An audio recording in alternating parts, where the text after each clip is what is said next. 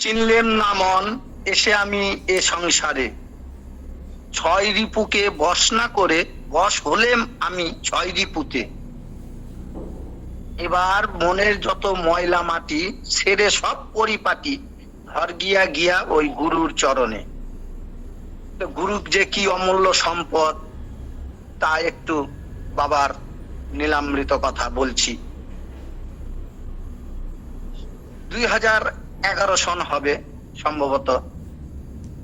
আমি প্রত্যেকবারের ন্যায় সেইবারও কামাখ্যা যাব বাবার দর্শনে, এবং কামরূপ কামাখ্যা মা আমাবচী যোগে সেখানে আমি যাই, বাবাও যান। প্রত্যেকবার যেমন যাই সেবারও যাব। কয়েকদিন ধরে শুধু মনে মনে গুছাচ্ছি, যাব কামাখ্যায় যাব, কিন্তু যাওয়া হয়ে উঠে না। কেন যে হয়ে ওঠে না, আমাকে যে কি পিছাসে ধরেছে সে আমি বুঝে উঠতে পারতাছি না। এই মতো অবস্থায় 2-4 দিন যাওয়ার পরে আপনাদের বোন বলল, কি ব্যাপার তুমি প্রত্যেক দিন, আমি ঘর দরজা সুন্দর মতো পরিষ্কার করে নিরামিষ রান্না করি, আর তুমি সঙ্গে মাছ কিংবা মাংস নিয়ে আইসা বড়, তুমি কামাখ্যায় যাবে না? এই মতো 2-4 দিন বলার পরে একদিন মনে জেদ করলাম, তাই তো বাবার জন্য সবজি কিনলাম, ওই কামাখ্যাতে নিয়ে যাব, আজকে আমি যাবই। সেদিন রাত্রে রওনা হয়েছি, সঙ্গে 3-4 জন আমার বন্ধু বান্ধব আছে, একসাথে কামাখ্যায় যাব। কামাখ্যায় না গিয়ে গিয়ে উঠলাম আমি পল্টন বাজারে, ওই বন্ধু বান্ধবের সঙ্গে একটা বিশাল হোটেলে উঠলো। সেই হোটেলে থাকলাম, আখাদ্য কুখাদ্য এইভাবে একদিন কেটে গেল, বাবার সঙ্গ হচ্ছে না। এইভাবে একদিন যাওয়ার পরে পরের দিন চিন্তা করলাম এদের সঙ্গ আমি ছেড়ে দিব, আমি আসি কামাখ্যায়। কামাখ্যায় না গিয়ে আমি এদের সঙ্গে নানান জায়গায় ঘুরতেছি, আর কামাখ্যায় যাব বাবার সঙ্গ করব, সেখানে যাইতে পারতেছি না। এমতো অবস্থায় মনে জেদ করলাম, তো সেদিন ওদের সঙ্গ ছেড়ে দিলাম। আমার সঙ্গে একটু ঝগড়া কিংবা তর্কাতর্কি হলো, বললাম যে না, আমার বাবা আসছে, গুরুদেব আছেন, তার জন্য আমি সবজি নিয়ে আসছি, সবজিগুলা শুকিয়ে গেল, আমার তো যেতে হবে তার কাছে। সমস্ত কিছু ঝেড়ে ফেলে দিয়ে আমি ওই পল্টন বাজার থেকে আমি চলে গেলাম কামাখ্যার উদ্দেশ্যে বাবার দর্শনে। গিয়ে হাইটে হাইটে যায়, একদম যায় বাবার ওই যেইখানে থাকে কামাখ্যার পাশেই যে ফ্ল্যাটটা, সেই ফ্ল্যাটটাতে সামনে যায় দাঁড়াইতেই বাবা কেন জানি আমাকে দেখেই মুখটা কেমন একটু সংকিত করে বলল, যাও। আমি একটু দাঁড়ালাম, দাঁড়ানোর সঙ্গে সঙ্গে আরেকবার ইশারা দিয়ে আমাকে বলল, এখানে তো কিছু নাই, যাও। তখন আমি চিন্তা করতেছি, বাবাকে আসলাম দর্শন করতে, বাবা বলতেছে যাও। আমার মনে অনুরাগ হলো যে এত দূর থেকে পরিশ্রম করে আসলাম, বাবাকে দর্শন করব, কিন্তু বাবা তো আমাকে মুখী দর্শন করতে চাচ্ছে না। খুব দুঃখ পেলাম। আমি চলে আসছি কামাখ্যার ভিতরে ঢুকছি, ঢুকে আধা ঘন্টা 1 ঘন্টা 1.5 ঘন্টা, কিন্তু মন আমার চঞ্চল, কিছুতেই আমার শান্তি হচ্ছে না, আনন্দ পাচ্ছি না, ভালো লাগতেছে না, কিচ্ছু আমার ভালো লাগতেছে না। আবার আসছি, আইসে খুব খিদা পাইছে। তো আমি যাই সবে মামুনিদি পাশের রুমে যাই, বলছি মামুনিদি একটা থালা নিছি নিচের থেকে, যাই বলছি আমাকে একটুখানি কিছু খাইতে দাও। তো মামুনি আমার মুখের দিকে তাকায়, দিদি তাকায় বলতেছে, তুই কি সব আখাদ্য কুখাদ্য খাস? বাবা আজকেই ভোর 4টার সময় তোর কথা বললো, এই আখাদ্য কুখাদ্য না খাইলে কি হয়? আমি তো শুনে তাজ্জব। আমি চিন্তা করলাম এ কেমন নিলাম, বাবা অন্তর্যামী ভগবান, উনি আমি কি খাইলাম কি না খাইলাম কিভাবে চললাম, উনি মামুনিদিকে আজকে বলবে কেন? মনে মনে এইভাবে বলার পরে আমি আবার তাও দাঁড়ায় আছি যে আমাকে একটু, তো মামুনিদি বলল যে নে, একটু মুড়ি দিল। আমি নিচে গেলাম, যাই আচার দিয়ে মুড়ি দিয়ে খাইলাম, খাইয়ে আবার সে বাবার সামনে দাঁড়াইছি। বাবা হাত তালি দিয়ে বলে যে যাও, এখানে তো মা নাই, মা আছে কামাখ্যার ভিতরে। আমাকে আবার তাড়িয়ে দিল, আমি চলে গেলাম।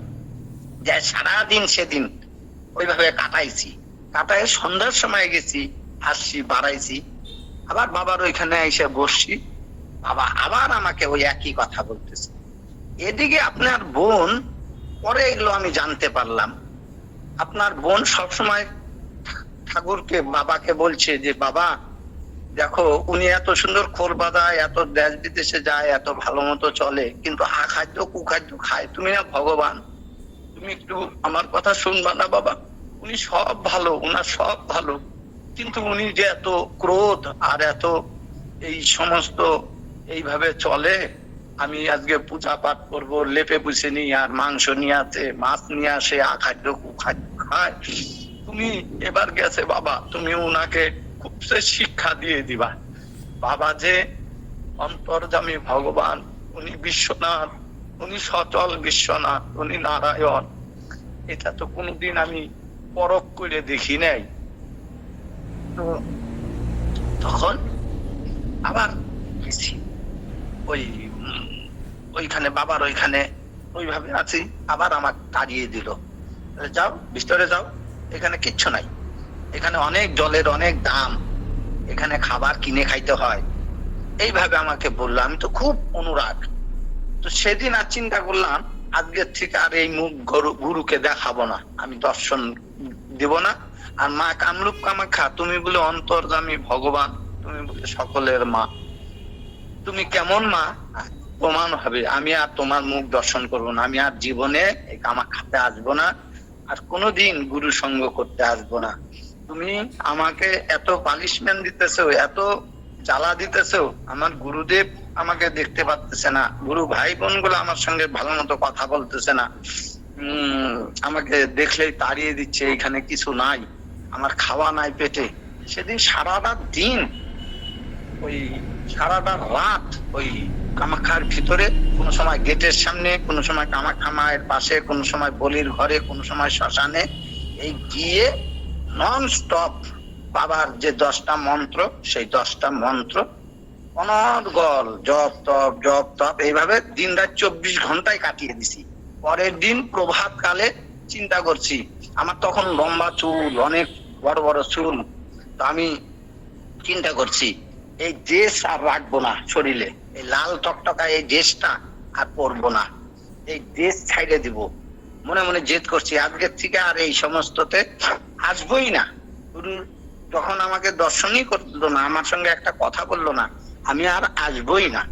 এই চিন্তা ভাবনা নিয়ে মুন্ডন হয়েছি, ওই ব্রহ্মপুত্র যে চুলটা ফেলে দিব, এই রাখবো না, মুন্ডন হয়েছি, ওইখানে মুন্ডন হয়েছি কামাখ্যার সামনে। মুন্ডন হয়ে স্নান আদি সাইরে সাদা ধবধবার আমার ওই বাবা একটা জামা দিছিল, ওই জামা ফতুয়া ওই পইরে আর সাদা ড্রেসটা পইরে একদম পরিষ্কার পরিচ্ছন্ন হয়ে যখন নাকি বাবার ওইখানে আসছি, বাবা দেখতেছি সেই প্রণামটা আমি জীবনে আর কোনোদিন দেখি নাই। বাবার এত সুন্দর ভাবে ভক্তি দিচ্ছে, আমিও একদম ষষ্ঠাঙ্গে বাবার 2 চরণ ধরে পড়ে গেলাম, আর ধর করে কাঁদতেছি, বাবা এ তোমার কেমন নীলা? আমাকে বলে কি অতি সুন্দর, তোমাকে খুব ভালো লাগছে, তুমি কোথায় মুন্ডন হইলে? আমি বললাম বাবা ওই কামাখ্যার সামনে। সেদিন মনে হয় যে আমার বুকের ভিতরে কয়েক লক্ষ পাষাণ বাবা হাত দিয়ে সরায় নিল। বললাম যে বাবা ওই কামাখ্যার ভিতরে ওই সামনে যে, বলে আমিও মুন্ডন হব, তুমি ওই নরসুন্দরে ডাক দাও, শিলমশাইকে ডাক দাও। তা আমি ভাবছি যে উনাকে যায় বলবো, নিচে নামছি, নিচে নামে যায় বলতে নিয়েই দেখি উনি আমার সামনে দাঁড়ায় আছে। আমি বললাম যে দাদা আপনার কাছে আমি যাচ্ছি, আমার এই যে বাবা আসছে এখানে, বাবা আপনাকে ডাকলো যে উনিও মুন্ডন হবে, আসেন দেখেন মহাপুরুষ দর্শন করুন। তো উনিও স্বেচ্ছায় যখন চলে আসলো, এসে তখন প্রদীপ দা ছিল, প্রদীপ দাকে বললো যে আমি মুন্ডন হব, উনার কাছে উনাকে ব্লেটের কথা বলে দাও। তো প্রদীপ দা বললো ব্লেটের কথা বলতে হবে না বাবা, ব্লেটটা আমি আইনে দিবনি, উনি তোমাকে মুন্ডন করে দিবে, কালকে সকালবেলা আসো, কত নিবা? আমাকে বললো কত দিছো? আমি বললাম দাদা বাবা 100 টাকা উনি নিয়েছে, যেহেতু মুন্ডন হয়েছে। তো বলে বাহ ঠিকই আছে, খুব সুন্দর। এই মতো কথা বললে বাবা যে হাসিটা দিছে সেই হাসিটা আমার এখনো দর্শন হয়, এখনো আমার সেই দর্শন হয়। খুব হাসি, একটু কথা হইলো, তখন সঙ্গে সঙ্গে আমাকে বললো, তুমি এই কয়দিন কি করলা? আমি বললাম যে বাবা এই কয়দিন তুমি বলছো ভিতরে কেউ, এইখানে কেউ নাই, আমি ভিতরে মা আছে, ভিতরে যায় জব টপ করছি। বলে অতি সুন্দর, দাও কিছু দাও। একটা কাগজ চাইলো, কাগজটা দিলাম। দেওয়ার সঙ্গে সঙ্গেই সেই কাগজের মধ্যে বাবা একটা মন্ত্র দিল, সেই কামাখ্যা মায়ের মন্ত্র নিজে হাতে লিখে দিছে, দিয়ে বললো এটা জপ করো গিয়া। আমি গিয়ে মালা ধরে 108 বার জপ করলাম। ওই যে তখন আমার দিব্য শক্তি হইলো, বাবা জানি প্রদান করলো, তোমার সংসার আছে, স্ত্রী পুত্র পরিবার আত্মীয় স্বজন আছে, তুমি যাও সংসারে ফিরে দাও। আমি কামাখ্যার ভিতর থেকেই মাকে প্রণাম করতেছি আর বলতেছি, মা তোমার অপান নীলা। আমার কেন জানি আজকে মনে সবচেয়ে থেকে বিশ্বব্রহ্মাণ্ডের যত আনন্দ আছে তার মধ্যে শ্রেষ্ঠ আনন্দ আজকে আমি উপভোগ হইলো, আনন্দ পাচ্ছি। আমি বাড়ি যাইতে হবে, আমার স্ত্রী আছে, আমার মেয়ে আছে, আমার ছেলে আছে, তাদের কাছে যাইতে হবে। সঙ্গে সঙ্গে বাবার এখানে আসছি, আসার সঙ্গে সঙ্গে বাবা আমাকে বলতেছে, যাও খেয়ে নাও। মামুনিতে আমাকে খাইতে দিল, ওই ভাত দিল, আমি নিচে যাই ভাতটা খাইলাম। খাওয়া দাওয়া করে বলতেছি, বাবা আমি বাড়ি যাব। বলে তোমার জন্য ট্রেন দাঁড়া আছে, যাও 3-4 সময় ট্রেন আছে। আমি বললাম সব কেমন কেমন সব ঘটনা হয়ে যাচ্ছে, বাবার এত অপার নীলা, এত নীলা, আমি তো বুঝেই উঠতে পারতেছি না। বলে যে ট্রেন দাঁড়া আছে। হ্যাঁ, আমি খুব তাড়াতাড়ি রেডি হলাম, হয়ে বাবাকে বললাম, বাবা আমি তাহলে বেরোলাম। ওইখানে প্রণাম দিলাম, প্রণাম দিয়ে আমি চলে আসছি। আইসে আমাকে যে টিকিটটা কাটবো, সেই টিকিটটাও আমি কাটি নাই, সেই টিকিটটা আমি কাটি নাই, জেনারেল টিকিট থাকে, আমি কাটি নাই। আমি ঢুকে গেছি, ওই ঢুকতেই দেখি একটা ট্রেন দাঁড়া আছে, ওই এনজিবি হয়ে যাবে। আমি যাচ্ছি, আর ওইখানে স্লিপার কোচ, তারপরে এসি কামরা থেকে আমাকে কয়েক সাধু ডাকতেছে, সব অঘরী সম্প্রদায়। পন্ডিতজি ইধার আইয়ে, ইধার আইয়ে, আইয়ে আইয়ে আইয়ে, উঠিয়ে উঠিয়ে। আমি মনে মনে করতেছি আমার জেনারেল কামরা যাব, আমার নাই টিকিট, হ্যাঁ, তাই আমি কেমনে যাই? আর উনি আমার এসি কামরায় ডাকতেছে। দাঁড়াইলাম, একটু দাঁড়াইতে উনি বারে বারে হাত ধরে প্রায় ডাকতেছে। ওইখানে কয়েকজন তাবর তাবর সব সন্ন্যাসী সাধু উঠছে, অঘরী সম্প্রদায়, গোরখনাথের। তো এগুলোর সঙ্গে আমি অনেক আগেও চলছি, তো বুঝে পড়লাম।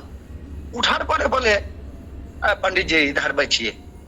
ওনার পাশেই বসলাম, বসে এই আলোচনা করতেছে, করতে করতে ফট করে উনি আখাদ্য একটা বস্তু বাই করছে। তা আমাকে বলতেছে, লে লিজিয়ে। তা বললাম, হাম নেই নেই नहीं पीते हैं। तो बोले आप नहीं पीते हैं? है आप पिया तो? अरे नहीं, हम आज से प्रतिज्ञा किया, हमारा बाबा बोल दिया नहीं पिएगा, आज से नहीं पिएगा। বললাম, বলার পরে তা আমি বলতেছি, এখন উসফিস করতেছি, আমি অন্য কামরায় যাব। তো বলতেছে, এ जो बोगी देख रहा है ये हमारा ही बोगी है, हम सब इधर से वो हरिद्वार ऐसा वैसा जगह जाएगा, आप इधर बैठिए, आप इंजीपी उतर जाएगा, कुछ नहीं होगा।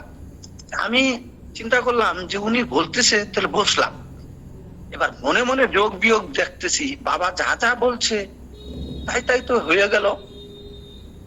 আমি আস্তে আস্তে, তো উনারা বলতেছে যে সাধু, ও হিন্দিতে বলতেছে যে সাধু আপনি যখন ইঞ্জিবিতে নামবেন, আমার খাওয়ার বস্তু শেষ হয়ে গেছে, আপনি আমাদের কৃপা করে আধা ঘন্টা ওইখানে দাঁড়াবে, আপনি আপনি কৃপা করে আমার এই খাওয়ার বস্তু আপনি আইনা দিবেন। তখন আমি চিন্তা করলাম, ঠিক আছে, এতদিন তো আমি অনেক ধরনের জিনিস সেবা নিছি, উনাদের একটু সাধু, উনারা যখন খায় তাহলে উনাদের আইনা দিবনি, এই মনে মনে সিদ্ধান্ত নিয়ে যাচ্ছি।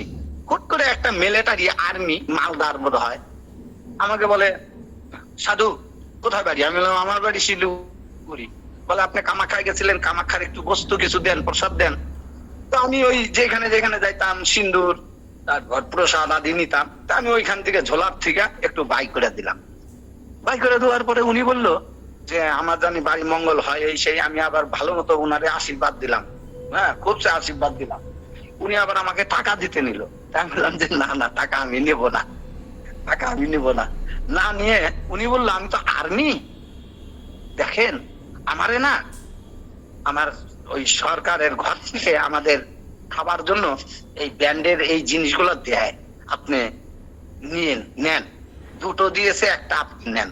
তার অনেক দাম হইতে পারে, এই 1000-2000 দাম হইতে পারে।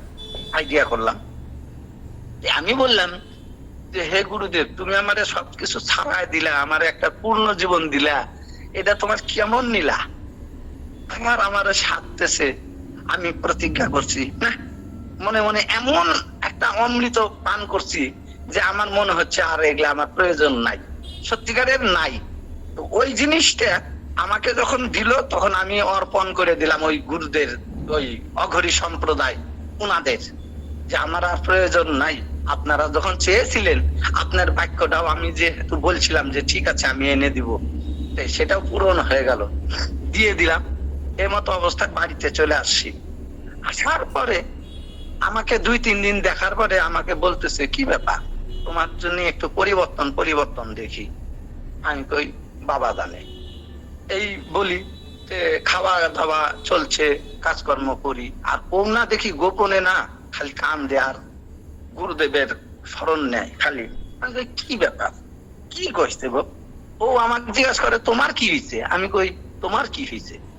তখন দুইজনের শেয়ার হইলো। ওই কৃষ্ণ আমাকে বলতেছে, এবার জানো আমি বাবার কাছে বলছি, বাবা তোমার ছেলে গেছে, তুমি জানি সেই মতো ওনাকে পানিশমেন্ট দাও, ওর জানি জীবনে আর।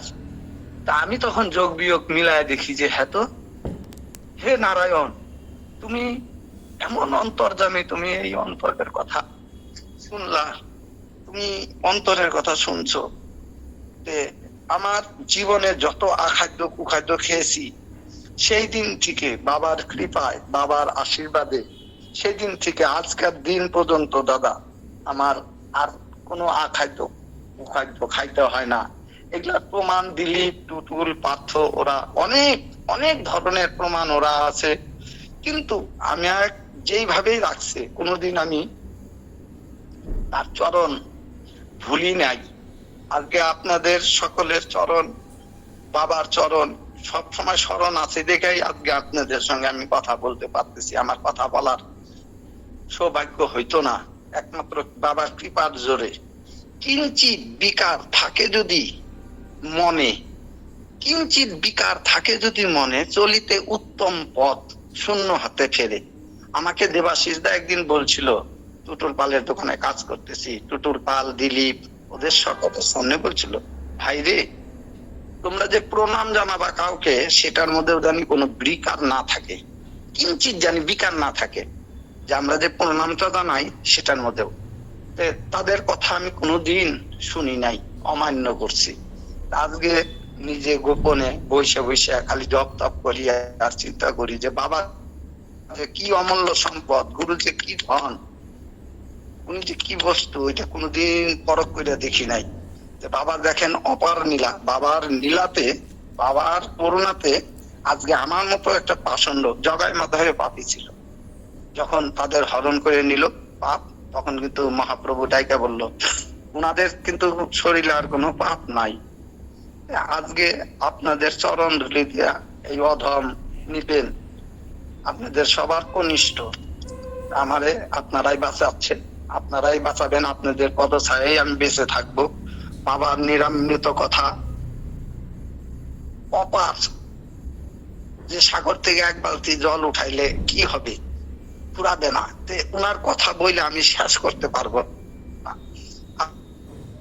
আমার যে একটা পাষণ্ড ছিলাম, সেইটার থেকে কিভাবে বাবা আপনাদের বোনের কথা শুনছে, আমার কথা শুনছে, সবসময় বলতাম যে বাবা আমি এত কৃষ্ণ নাম নিই, এত গান বাজনা করি, আমার জানে আখাদ্য কুখাদ্য খাইতে হয় না। ওই মামনিদির ভাইয়ের কথা মনে পড়তেছে, মামনিদির দাদা আসামের, উনি এক সময় এমন ছিলেন। যাই হোক, আপনাদের বোনের কথা শুনছে, আপনাদের বোনের কথা শুনছে, সে মতো শুইনে আমি আজকে আমার নেশামুক্ত জীবন যাপন পার করতেছি। আপনারা সকলে আশীর্বাদ করবেন, আমি যেন কোনোদিন আর কোন ধরনের বাজে নেশার মধ্যে না যেতে হয়, আশা করি যাব না। আর এই রোগটা নির্মম হয়ে গেলেও আমার মতো আর ভালো মানুষ কিভাবে আর আমি বলবো, আজকে এই পর্যন্তই। জয় নিতাই, জয় গৌর, হরে কৃষ্ণ। গুরু কৃপায় হি কেবলম। আমি কার মনে কষ্ট দিব না, কারোর কোনো কথাতে কষ্ট পাইব না। জয় নিতাই। আজকে এই পর্যন্ত। আগামীকাল আর একটা কথা আছে বইলে কয়েকদিন স্টপ রাখবো। প্রণাম প্রণাম।